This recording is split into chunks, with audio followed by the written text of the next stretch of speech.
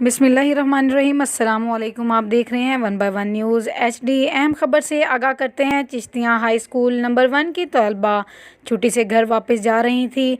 Kajiwala road से पुरानी ईदगाह road पर रास्ते में रिक्शा ड्राइवर ने इस पर छेड़ने के लिए आवाज़ें लगानी शुरू कर दी और इसके आगे रिक्शा रोककर बाजू पकड़ लिया, जिस पर उस लड़की ने फ़ौरन दुकानदारों को बताया।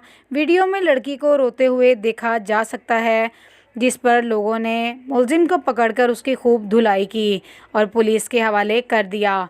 पुलिस ने मुलजिम के खिलाफ मुकदमा दर्ज करके कार्रवाई का आगाज़ शुरू कर दिया। आपको अपडेट करते चलें कि चिश्तिया हाई स्कूल नंबर 1 की तलबा छुट्टी से घर वापस जा रही थी कि रास्ते में रिक्शा ड्राइवर ने उसे छेड़ने के लिए आवाज़ें लगानी शुरू कर दी, जिस पर लड़की ने फ़ौरन दुकानदारों को बताया और दुकानदारों ने लड़के को पकड़कर उसकी खूब धुलाई की और पुलिस के हवाले कर दिया। पुलिस ने मुलजिम के खिलाफ मुकदमा दर्ज करके कार्रवाई का आगाज़ कर दिया।